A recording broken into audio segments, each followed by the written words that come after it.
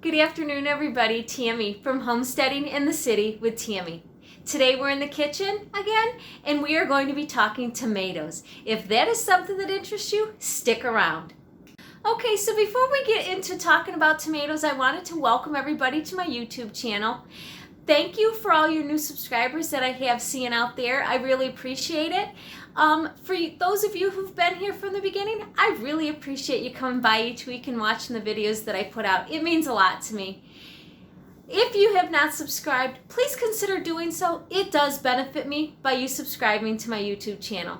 Okay, so let's get talking about tomatoes. Okay, so let's talk tomatoes.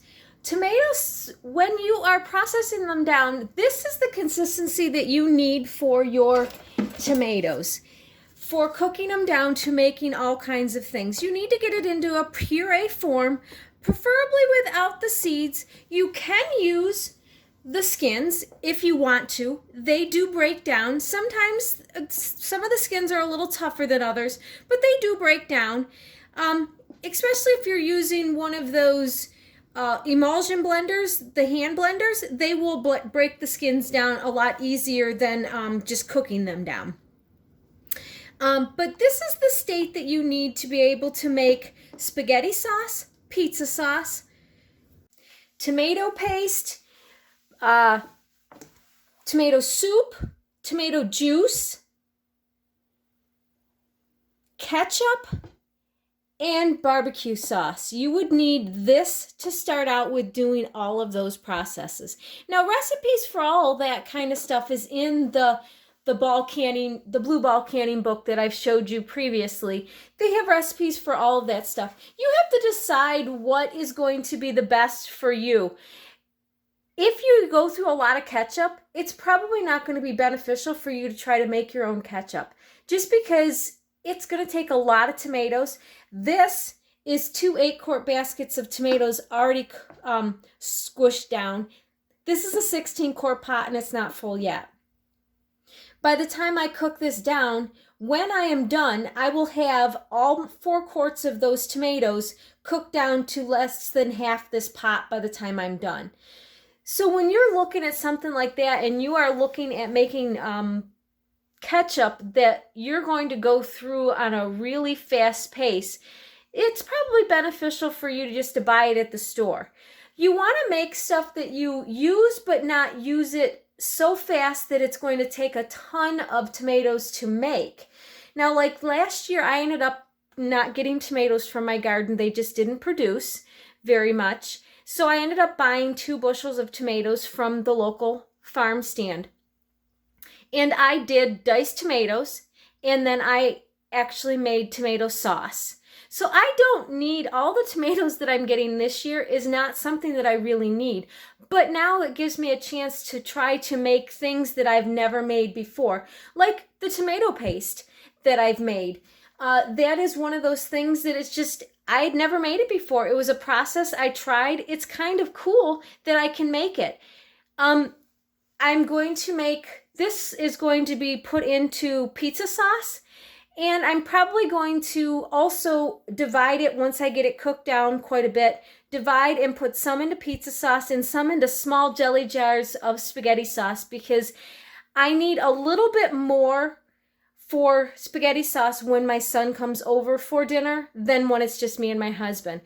So a quart is just way too much. And I canned all of my spaghetti sauce last year in pints, but I'm going to do half pints so that I can add that to when I have 3 people. If I need, if I have 4 or 5 people, then I can do 2 pints and then one of these little half pints to add and make what I need.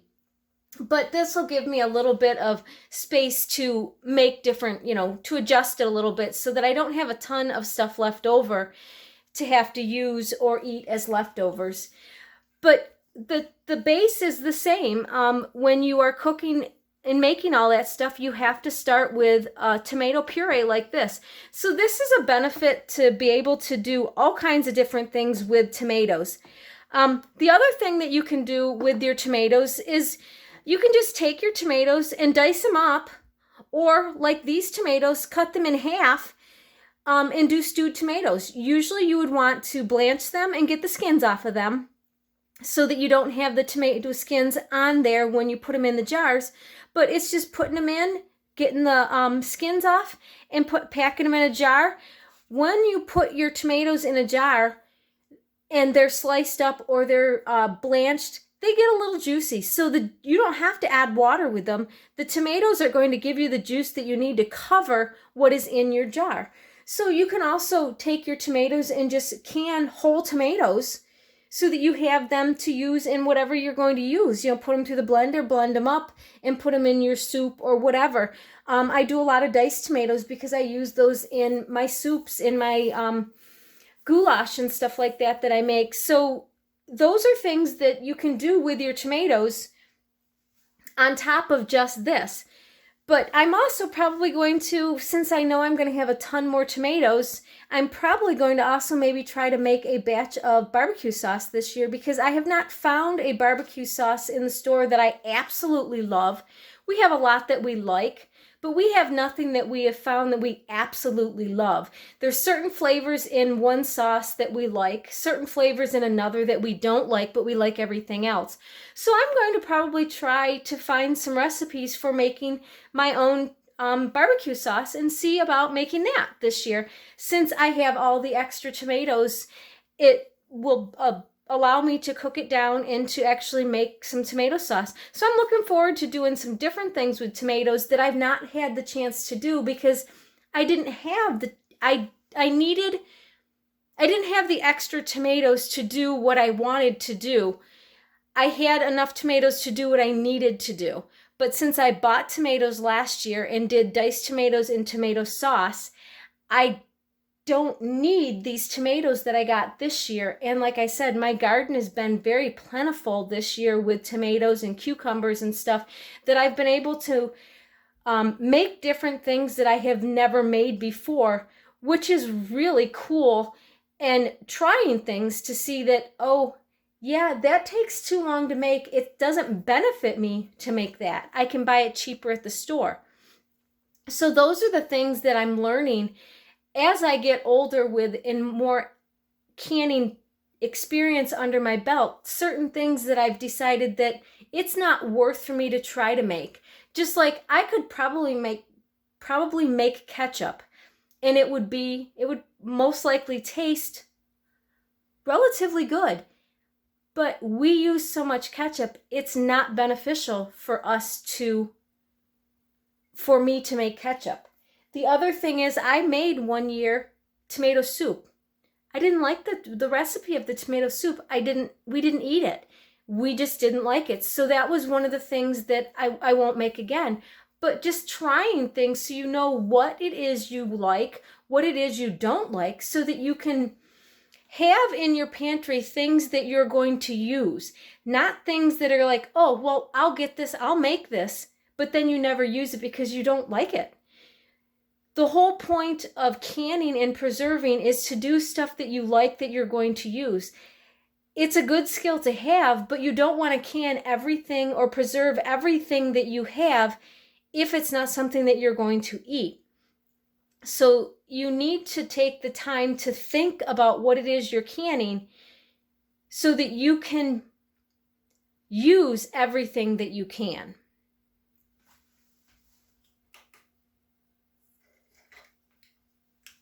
One of the other things I wanted to talk about with making tomato sauce, everybody, I'm not going to tell you how to make your tomato sauce because everybody likes to make tomato sauce differently. They like different spices and everything. One of the things I do know that I've learned this year is if you are able to drain your tomatoes, once you cook them down and you drain them through a strainer, you can get a lot of the liquid out of your tomatoes, which will allow it to be a thicker tomato base. But there's a lot of people that use home sauces that you get from the grocery store to allow to thicken and give the spices that you want in your spaghetti sauce, your pasta sauce, your pizza sauce. Those are options that you can use. You just need to read the back of it so that it tells you how many packets of this that you need per the amount of tomatoes that you're using. And you can absolutely make this stuff up and can it, and it'll be fine. That's something if you don't know what spices you need to use, and that then gradually start adding, playing around with spices. Do one with oregano, basil, parsley, and see if you like all those together. Some people only like basil in their spaghetti sauce. Some people only like oregano in their spaghetti sauce. It really depends on your flavoring, but you can put your onion and your garlic in and cook it at that point and let that infuse through your sauce, and then divide it. Once you get it down to almost to the end, divide it and then add your spices so that you can maybe have 2 different kinds of sauce so that you know what you're using and what you like. So it helps you decide for the next year what kind of sauce that you want. So that's just a little tip on how to try different seasonings in your sauce so you know what it is that you like. By having a big batch and then dividing it into smaller ones and seasoning smaller ones, and then just labeling your batches. Like when I do this today, I am going to make some spaghetti sauce and pizza sauce. Once I get it cooked down, I will divide it, because my pizza sauce, I only like basil in my pizza sauce, but I like oregano and parsley and basil in my spaghetti sauce. So I will put all of those in there, but the main ingredients, I will have onions and garlic in the base of it because I like onions and garlic in both. And I'll cook it with the onions and the garlic in there to get that infused, and then I will divide it into smaller pots and season each pot. And I can tell you how much I put in, but that for spices, but that might not be what you guys like. So put a little in, let it sit, let it marinate for a little bit, cook, and taste it. Keep tasting till you know you have it to the taste that you want. The other thing is I don't use a lot of salt when I am making my sauces because I try to keep the sodium down. You got to keep that in mind. If you're not salting it, you've got to understand that it's not going to taste the way that you are expecting it to taste because the sodium's not there.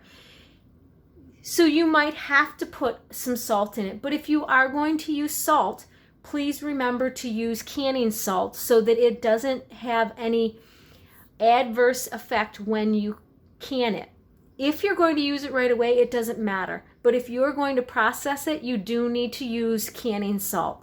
So just to make sure you have that on hand. A lot of times all of my salt is canning salt. We use it for table salt. We use it, I just buy it because that's the easiest thing to buy. That way I know when I grab my salt shaker and I start shaking it in, I know that it is canning salt and I don't have to worry that, I put the wrong salt in there. So those are just things to keep in mind when you are processing your tomatoes and making tomato sauce. Well, everybody, that's it for today's video on Tomato Talk. I hope you learned something. There is so much you can do with fresh tomatoes. And I hope you'll be willing to try to do some of these new things that you've never done with tomatoes, just like I did the tomato paste this year, and I'm going to do some barbecue sauce. Just 2 things that I've never done, and I just figured, why not? See if I can't maybe make a barbecue sauce that we absolutely love, and then I can have a recipe for years to come on a barbecue sauce that we don't have to go to the store to get. So that is it for today. Thanks for watching. If you have not subscribed, please consider doing so. Also, hit the thumbs up and the notification buttons down below. And as always, I will see you on the next one. Have a good day. Bye.